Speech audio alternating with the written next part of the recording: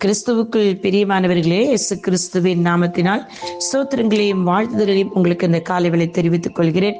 இந்த நாளிலும் இயேசுவே நம் வழக்கறிஞர் என்பதை குறித்து மறுபடியும் உங்களை உற்சாகப்படுத்த விரும்புகிறேன். இன்றைக்கும் அநேகர் வேத வசனங்களை வாசித்தும் ஜெபித்தும் பாவங்களை அறிக்கையிட்டும் இயேசு கிறிஸ்துவின் பாவத்தை மன்னித்தார் என்று அறிக்கையிட்ட பிறகும் ஏதாவது ஒரு பிரச்சனை வந்துவிட்டார், தோல்வி வந்துவிட்டார், இல்லை பண நெருக்கடியோ சரீரத்தில் பலவீனமோ வந்துவிட்டால் உடனே இயேசப்பா என் பாவங்களை மன்னிக்கல போல இருக்கு, என் ஜெபத்தை கேட்கல, அதனால தான் இப்படி போராடிக்கிட்டு இருக்கிறேன் என்று சொல்லி உங்களை நீங்களே குற்றம் சாட்டி கொண்டிருக்கிறீர்கள். இன்றைக்கு 1 யோவான் 1:9 என்ன சொல்லுகிறது பாருங்கள். நம்முடைய பாவங்களை நாம் அறிக்கையிட்டால் பாவங்களை நமக்கு மன்னித்து எல்லா நியாயத்தையும் நீக்கி நம்மை சுத்திகரிப்பதற்கு அவர் உண்மையும் நீதியும் உள்ளவராய் இருக்கிறார். ஆமென், அல்லேலூயா, ஸ்தோத்திரம். உண்மையும் நீதியும் உள்ளவராய் இருக்கிறார். தேவனோடு நமக்கு உண்டாயிருக்கிற ஐக்கியத்தை எவ்வாறு காத்துக்கொள்ள வேண்டும் என்பது இந்த வேத வசனம் சொல்லுகிறது. நாம் பாவம் செய்து அதனால் நம் ஐக்கியம் முறிந்து போகிறது என்றால் அந்த பாவத்தை அறிக்கை செய்வதன் மூலம் நாம் மன்னிப்பு பெற்று அந்த ஐக்கியத்தை புதுப்பிக்க முடியும். பிரியமானவர்களே, நம் பாவத்தை நாம் அறிக்கை செய்யாத நிலையில் நம் பட்சம் நின்று வழக்காட்டுகிறவராக அவரால் செயல்பட முடியாது.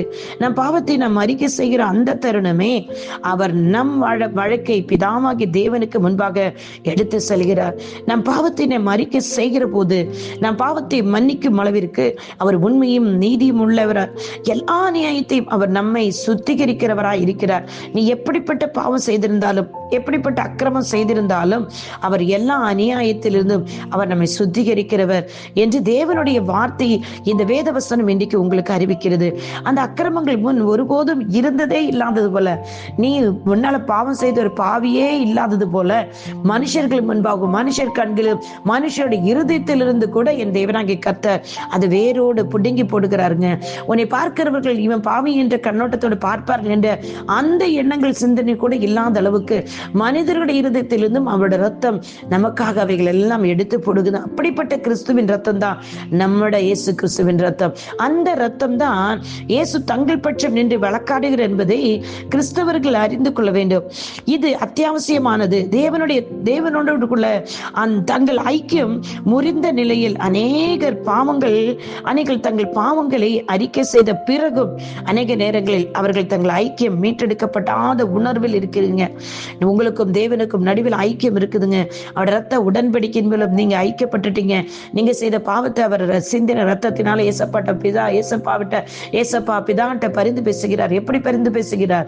நான் இந்த பிள்ளைக்கு அதன ரத்தம் சிந்தினேன், நான் இவன் செய்த பாவத்திற்காக பாவம் செய்வான்னு தெரிஞ்ச ரத்தம் சிந்திட்டேனே, என் பிள்ளை பாவம் செய்ய போறான், பாவம் செய்வான்னு சொல்லி ஏற்கனவே நான் கிரயம் செலுத்திட்டேனே, இந்த ரத்தத்தினால இப்போ அவன் என்ற மன்னிப்பு கேட்டிருக்கிறான், எந்த ரத்தத்தினால சிந்தின ரத்தத்தினால அவன் கணக்கில் இருக்கிற அந்த பாவ செயல்கள் கேன்சல் பண்ணப்படட்டு என்று சொல்லி அவர் நம் பார்வையில் நம்முடைய ஸ்தானத்திலிருந்து நமக்காக அவர் பரிந்து பேசிக்கொண்டே இருக்கிறார்.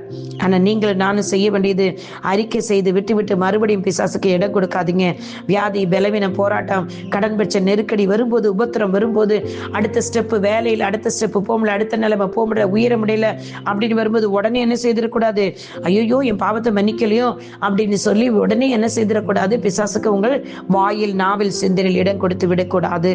எப்போ நீங்க தேவனோடு கூட ஐக்கியமாகி நீங்க அறிக்கை செய்து அந்த தருணமே பிதாவாகிய தேவன் அவர்களை மன்னித்து விடுகிறார் என்ற வேத வசனம் சத்தியமும் இருக்கிறது.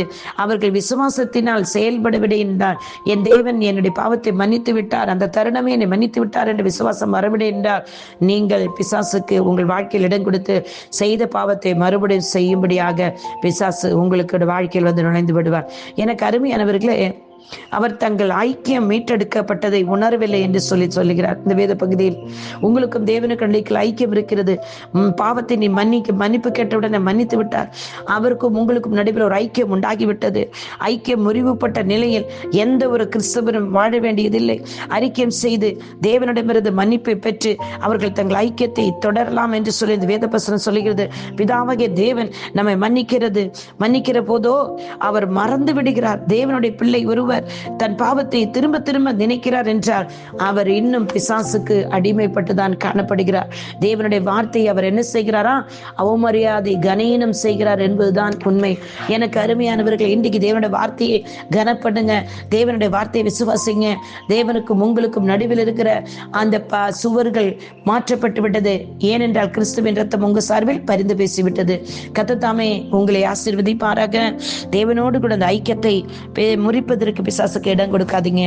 எல்லா காரியங்களும் அவர் பொறுப்படுத்திக்கொள்ள உங்கள் வாழ்க்கையில் உங்களுக்காக அவர் பரிந்து பேசுகிற வழக்கறிஞராய் 24 மணி நேரம் இருக்கிறார். அவர் உங்களுக்காக 24 மணி நேரம் வழக்கறிஞராக நின்று கொண்டிருக்கிறார். கோர்ட்டில் வந்து உங்கள் சார்பில் அவர் வழக்கறிஞராய் நின்று கொண்டிருப்பார். மருத்துவர்களிடத்தில் அவர் வழக்கறிஞராய் நின்று கொண்டிருப்பார். உங்க வீட்டில் உங்களுக்காக வழக்கறிஞர் நிற்பார். கணவன் மனைவிக்கு நடுவில் அவர் வழக்கறிஞராக நிற்பார். பிள்ளைகளுக்காக வேலை ஸ்தலத்தில் வழக்கறிஞராய் நிற்பார். போகிற வருகிற இடத்தில் அவர் வழக்கறிஞராக உங்களுக்காக பேசுகிறவர், பரிந்து பேசுகிறவராய் இருக்கிறார். உங்களுக்கும் அவருக்கும் நடுவில் எந்த தடை சுவர்களும் இல்லை. அவைகள் எல்லாம் அவருடைய ரத்தத்தினால் உடைக்கப்பட்டு விட்டது. இன்றைக்கு முன்னேறி செல்லுங்கள், விசுவாசிங்கள், அறிக்கையிடுங்கள். என் இயேசு என் பாவங்களை மன்னித்து விட்டார். நான் இன்றைக்கு என் வாழ்க்கையில் எல்லாவற்றிலும் ஜெயம் எடுக்க போகிறேன், எல்லாவற்றிலும் ஜெயம் பெற்றுக்கொண்டேன் என்று சொல்லி அறிக்கையிடுவீர்கள் என்றால் நிச்சயமா கர்த்தர் உங்களை ஆசீர்வதிப்பார். கர்த்தர் உங்களை ஆசீர்வதிப்பார். உங்களுடைய சகோதரி வாஞ்சி Sheila. God bless you all. Amen. Amen. Amen.